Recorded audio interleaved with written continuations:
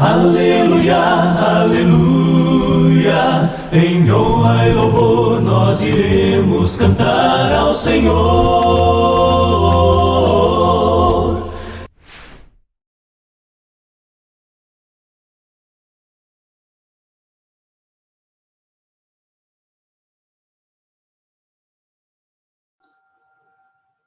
Olá pessoal, Edivaldo mais uma vez, estamos juntos para dar continuidade ao nosso curso. Terminamos a parte 3 da nossa lição e quero incentivar você a assistir à próxima parte para que nós possamos continuar crescendo juntos na graça e no conhecimento do nosso amado Jesus.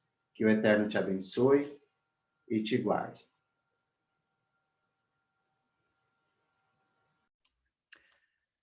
Bom, vamos lá, pessoal. Vamos dar continuidade na nossa finalização da nossa lição 10, falando um pouco sobre o papel da mulher, não é? Nós vimos em nossas leituras que em nenhum momento nós vemos essa função, né, de pastora sendo mencionada. Então, qual é o papel dela? A mulher pode ser chamada pastora? Bom, nós temos o presidente da República, não temos? O presidente da República. Por ele ser presidente, a mulher dele pode ser chamada de presidenta? Pode? Então, é o mesmo princípio. É o mesmo princípio. Quem é escolhido para o pastoreio é o homem. Mas ele não é escolhido sozinho, ele é escolhido com sua família. Ele não consegue exercer o pastorado sozinho. Então, o que é a esposa do presbítero? Como que ela é chamada? Então, ela é chamada a esposa do presbítero. Agora, qual é o papel dela dentro da igreja? Então, abra em Tito, capítulo 2. Tito, capítulo 2. Que aí é que está a diferença, se você conseguir entender, especialmente as mulheres, né? Se vocês entenderem a importância do seu papel no corpo de Cristo, você não vai ficar preocupada com títulos, né? Porque o termo pastora, ele virou título. É um título ambicioso. Muitas mulheres querem. Então, mas o homem, mesmo ele sendo chamado de presbítero, pastor, isso não é título, gente. É isso que eu queria que você guardasse. Não é título. É trabalho, é serviço, é função. Tá bom? Só para você guardar. Mas Tito fala um pouco do trabalho da irmã. Vamos lá? Tito 2, do 3 ao 5. Diz assim: semelhantemente, ensine as mulheres mais velhas, a serem reverentes na sua maneira de viver e não serem caluniadoras, nem escravizadas a muito vinho, mas a serem capazes de ensinar o que é bom. Assim, poderão orientar as mulheres mais jovens a amarem seus maridos e seus filhos, a serem prudentes e puras, a estarem ocupadas em casa e a serem bondosas e sujeitas a seus maridos, a fim de que a palavra de Deus não seja difamada. Eu gosto de Almeida, que a chama de mestras do bem, não é? Eu sei que algumas perguntas aqui já devem estar borbulhando aqui na cabeça da gente, não é? Mas eu vou me ater ao texto aqui para a gente entender. Então, qual é a função da irmã? A irmã pode ensinar? Claro que pode. Não só pode, como deve, não é? A grande questão é quem ela pode ensinar. Outras mulheres. Na igreja, o homem ele é responsável perante Deus. Na igreja.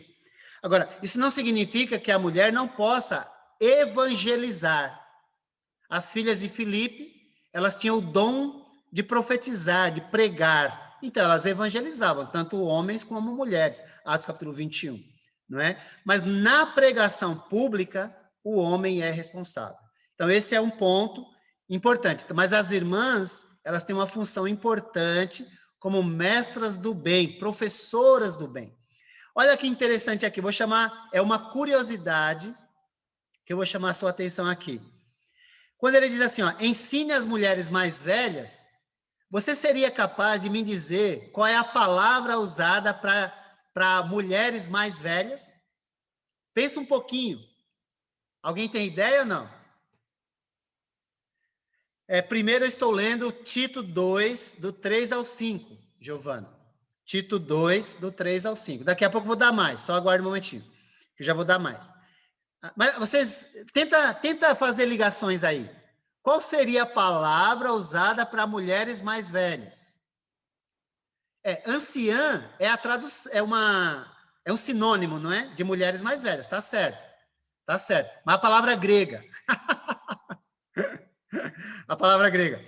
Agora eu vou ajudar vocês. Ó, presbítero significa ancião, homem mais velho. Não é isso? É isso? Se você pesquisar, é isso. Presbítera, mulher mais velha. Já imaginou se translitera esse negócio aqui? Igual transliterar a palavra presbítero? E não ia dar uma confusão? Mas fizeram confusão com outra palavra, que eu já vou dizer já. Tá bom? Mas curiosidade, é para você entender que não é cargo, é serviço, mas dentro do propósito divino. Volta um pouquinho para 1 Timóteo 2. 1 Timóteo 2, 8 a 15. Eu vou ler, embora esse trecho vai voltar depois, mas eu vou tratá-lo aqui. Diz assim, ó: quero, pois, que os homens orem em todo lugar, levantando mãos santas, sem ira e sem discussões. Da mesma forma, quero que as mulheres se vistam modestamente, com decência e discrição, não se adornando com tranças e com ouro, nem com pérolas ou com roupas caras, mas com boas obras, como convém a mulheres que declaram adorar a Deus. A mulher deve aprender em silêncio, com toda a sujeição. Não permito que a mulher ensine, nem que tenha autoridade sobre o homem. Esteja, porém, em silêncio. Porque primeiro foi formado Adão e depois Eva. E Adão não foi enganado, mas sim a mulher, que, tendo sido enganada, tornou-se transgressora. Entretanto, a mulher será salva, dando à luz filhos, se elas permanecerem na fé, no amor e na santidade, com bom senso. Então, primeiro a gente precisa notar aqui que está falando do culto público. Vamos fazer distinção entre o ensino do cotidiano, a pregação do evangelho, do culto público. Então, no culto público, o culto de adoração, quem é que tem a responsabilidade de conduzir a palavra? Então, o silêncio da mulher no culto, ele não é absoluto, porque ela vai louvar, ela vai abrir a boca para louvar, então não é absoluto. O silêncio é quanto à posição de ensino. Quando tiver homem, o homem ensina. Numa reunião de mulheres, as mulheres ensinam. Nós já vimos em Tito isso. Enfim, mas só para você entender. E uma coisa importante aqui é que na língua grega existem duas palavras para homem. Deixa eu apresentar para você as duas palavras aqui. Deixa eu ver se eu consigo. Deixa eu ver aqui. Vou mostrar para você. Só para você ver. Aí você talvez compreenda algo mais, tá? A ideia aqui é compreender algo mais. Então, vamos lá. Deixa eu ver se eu consigo aqui. Inserir. Aqui. Opa, não é esse. Texto. Então, vamos lá. Qual é a palavra para... Eu vou escrever as duas palavras gregas aqui. E aí, deixa eu ver se está instalado aqui a... Aqui. Então, vamos lá. Ó, a primeira é essa daqui. Essa é a primeira. E essa aqui é a segunda. Essas são as duas palavras que aparecem no Novo Testamento para... Deixa eu ver se está certo. Está certo. Não vou colocar nem os acentos, tá? Só para... É para a gente transliterar, só. E para você ver como que é importante. Tá vendo aí? Tá dando para ver? Então, vamos transliterar essa daqui, só para você ler. Vou transliterar. Então, vamos lá. É assim. Eu não vou mais ficar falando, esse aqui é S, isso aqui é... Aí você que agora... Eu já falei como que funciona isso, então você que... E essa aqui é assim, ó. Essa de baixo, provavelmente, você conhece. Essa aqui, ó. Provavelmente, você conhece essa. Talvez essa não. Talvez, tá? Então, qual é o significado dessas palavras? Então, vamos lá. Essa aqui, Andras. Vamos lá, ó. Opa. Voltou para o grego, né? Vou voltar aqui, ó. Homem. Eu sei que é redundante, mas eu preciso colocar. Homem, sexo masculino. É homem, ou seja, é homem. Não tem como você dizer mulher também. Não tem como. Já nessa daqui, se fosse essa daqui, deixa eu diminuir um pouco a letra. Aqui, ó. Se fosse essa daqui, antropos, ela pode ser homem, mas pode ser também mulher. Porque isso aqui é igual a humanidade. Antropos. Antropos, tá certo. Enfim, então, Paulo não usou essa palavra aqui para dizer, quero, pois, que os homens. Ele usou essa palavra aqui, Andras, para deixar bem claro que os homens são responsáveis pela condução na reunião pública, ou como nós falamos, reunião de adoração a Deus. Então, só para a gente firmar esse ponto. Agora, por que isso?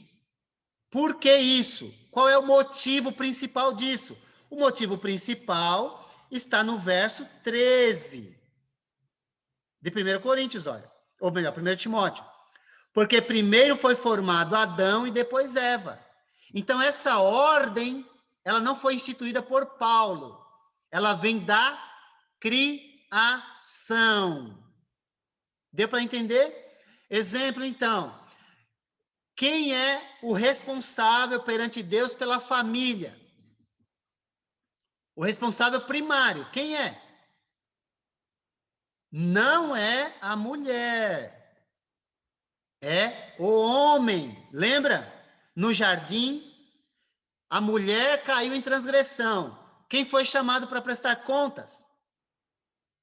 O homem. Então está muito evidente. Então não existe a possibilidade desse cargo inventado pelas pessoas.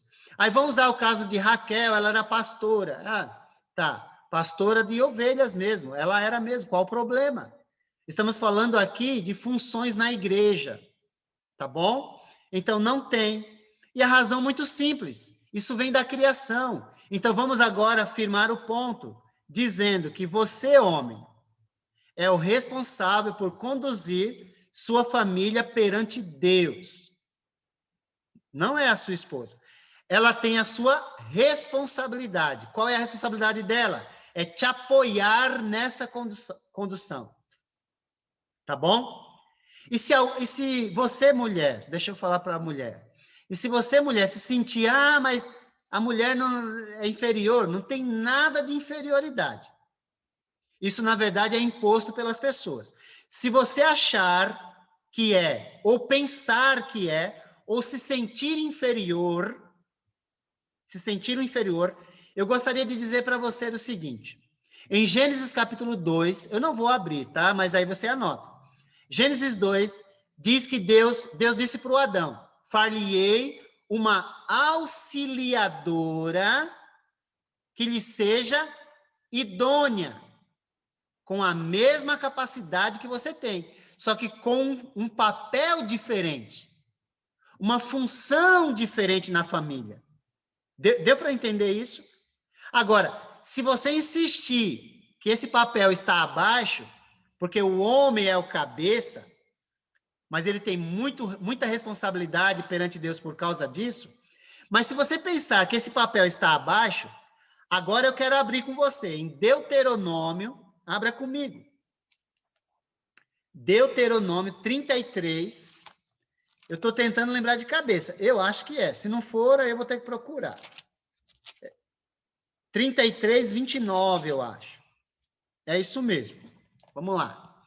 Eu vou ler Deuteronômio 33:29, que diz assim: como você é feliz, Israel! Quem é como você, povo salvo pelo Senhor? Ele é o seu abrigo. E o quê? Ele é o seu abrigo e o quê? Como é que está na sua Bíblia aí? Alguém, o homem também, mas especialmente as mulheres. Como é que está na sua Bíblia? Ele, o Senhor, é o seu abrigo e o que mais que ele é? Deixa eu ver como que está na sua Bíblia. Eu gostaria de ver. Pode ser homem também, não tem problema. É que eu quero falar para as alunas, as irmãs, enfim, que vocês valorizem muito o seu papel, o seu trabalho diante de Deus, porque ele tem um valor inestimável, não é abaixo, é só diferente, é só isso. Ótimo, obrigado, Carlos. Deixa eu ver quem mais. Giovana, auxiliador. Giovana, sua tradução é excelente. Porque em Gênesis 2:18 diz que a mulher é auxiliadora do homem, não é? E em Deuteronômio 33:29 diz que Deus é o auxiliador de Israel. Agora eu vou perguntar para você. Se Deus é o auxiliador de Israel, Deus é inferior a Israel? A mesma palavra que é usada, agora fiquei na dúvida. Deixa eu ver. Não, é vejam. Acho que é Ezer. Eu posso confirmar. Deixa eu confirmar aqui. Mas assim, já vou dizendo que a mesma palavra usada em Gênesis 2:18 para auxiliar para a mulher é a mesma usada para Deus. Então, isso fez Deus inferior, porque agora Deus é o ajudador, o auxiliador de Israel? É óbvio que você vai dizer não. Então, aplique isso também ao seu trabalho, à sua função. Deixa eu ver aqui, estou vendo aqui o hebraico, deixa eu ver aqui. Deixa-me ver. Disse mais, falhei uma auxiliadora. Aqui, ó. Que eu falei anteriormente, na verdade é vejam, é outra palavra. É Ezer. Ezer. A mulher é Ezer, auxiliadora do homem. Deus é Ezer, auxiliador de Israel. E eu gostei muito, sabe, de descobrir isso, porque as mulheres são muito importantes no trabalho, mas não tem esses títulos. Mas nem os homens têm, gente. Guarda isso, que nem os homens têm. Não é só a mulher. Quem transformou em título essas palavras foram os próprios homens, não Deus. Tá bom? Giovana pergunta, quando a mulher pode anunciar o evangelho, então? Opa! Abra em Atos, capítulo 18, Giovana. Abra em Atos, capítulo 18. Veja bem, eu vou ser bem taxativo. 1 Timóteo, 1 Coríntios, que nós não lemos também, está falando do culto público, o culto de adoração. Todo mundo está entendendo isso? Não está falando geral, não. Culto público, culto de adoração. Mas abre em Atos 18, Giovana. Abra em Atos 18. Atos 18. Dá uma olhadinha a partir do 18 comigo. Eu vou ler. Eu achei que ia dar uns 2 minutos, 3 minutos essa mensagem, mas vai um pouco mais, né? Olha lá, Giovana, olha.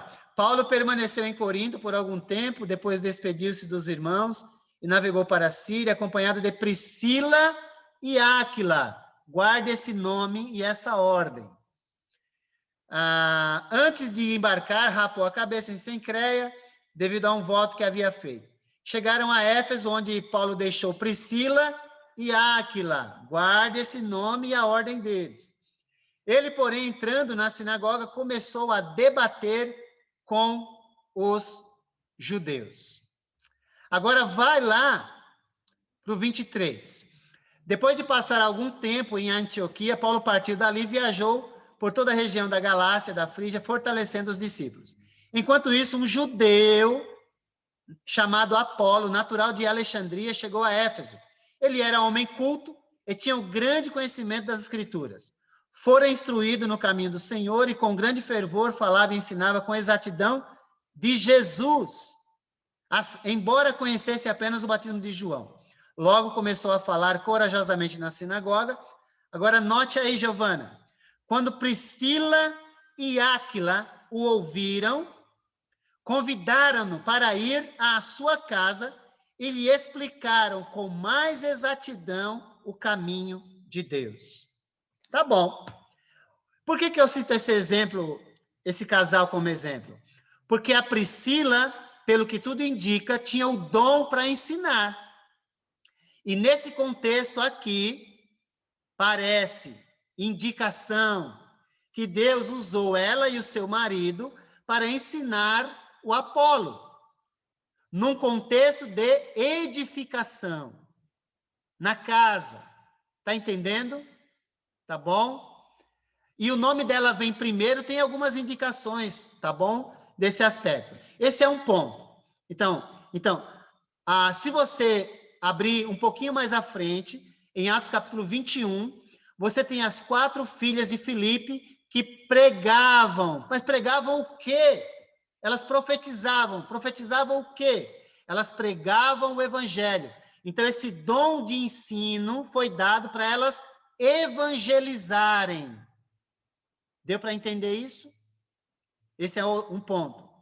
Agora, o último ponto, que eu diria que transformaram palavras gregas em cargos, está em Romanos 16. Abre lá comigo. Romanos 16. Romanos capítulo 16. Deixa eu ver aqui, achei. Diz assim: recomendo-lhes nossa irmã Febe, serva da igreja em Cencreia. Peço que a recebam no Senhor de maneira digna dos santos, e lhe prestem a ajuda a que venha a necessitar, pois tem sido de grande auxílio para muita gente, inclusive para mim. A revista e corrigida, e talvez a linguagem de hoje, elas transliteraram a palavra grega para diaconisa. Diaconisa. Tá ok?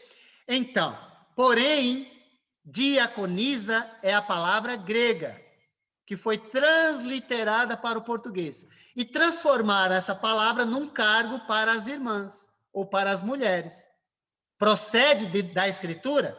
De forma nenhuma. Quem é a Febe? É uma irmã que faz um trabalho incrível na igreja de Cencreia. E perceba, Giovana, Cristiane, a Pamela, tem outras? Não, acho que não.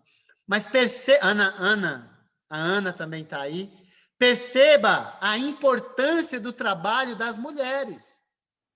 Perceba, ninguém está dizendo que a irmã não tem um trabalho na igreja. Claro que tem. Porém, o trabalho no culto público, Deus deu para os homens. É ele que fez assim, não foi a gente, não é? Eu sei que tem muitas mulheres mais capacitadas do que homens. Eu sei disso. Tá ok? Mas elas podem usar esses dons como mestras do bem, ensinando outras mulheres. Aliás, não podem, devem fazê-lo, né? Tá bom? Mas a palavra grega, mais uma vez, deixa eu compartilhar minha tela aqui. Eu vou transliterar para você ver como que eles fizeram, só isso, tá? Só isso. Ah, não. Deixa eu ver aqui. Uma hora eu aprendo a mexer melhor com isso aqui. Vamos ver. Aqui.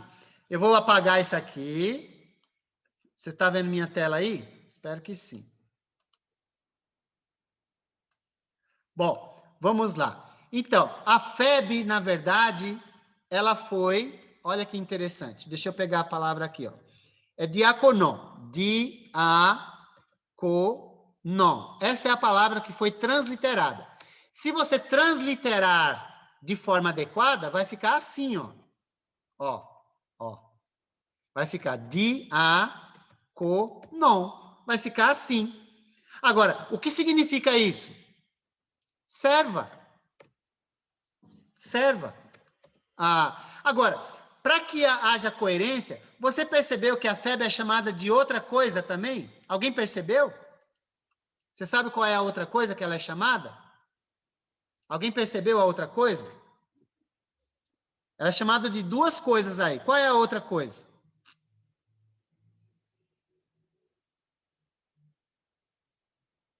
Deixa eu ver se chegou aqui.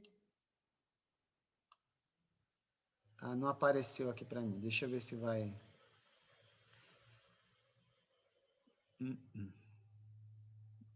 Deixa eu descompartilhar. Opa, aí chegou, né?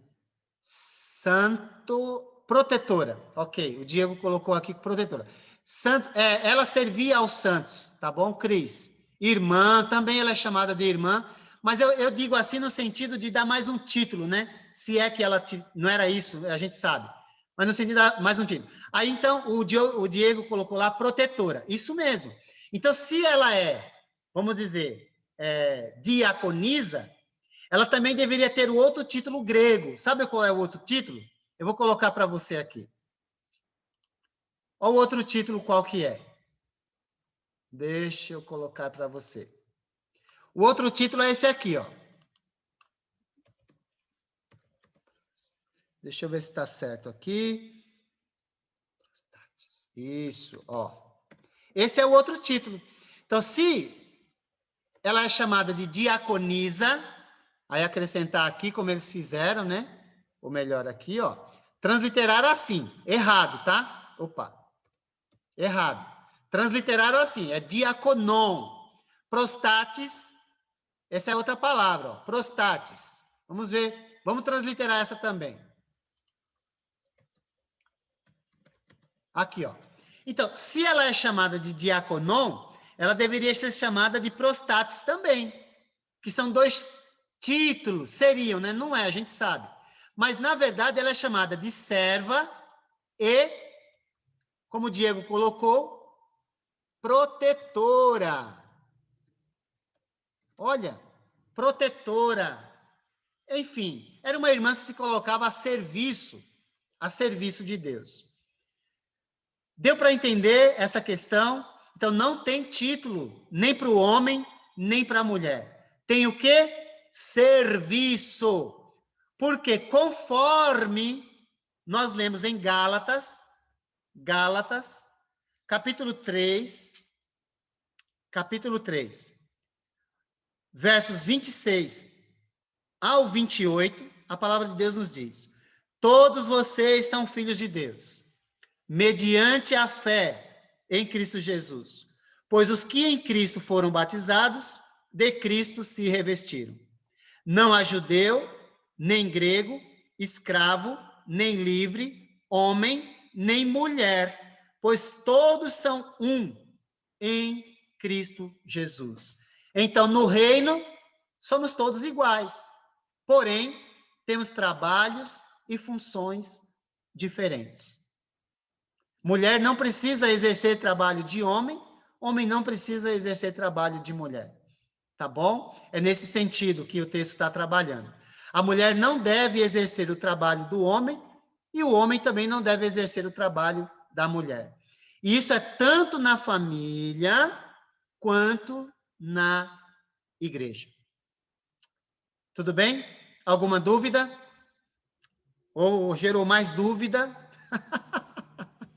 espero que tenha ajudado. Tá bom?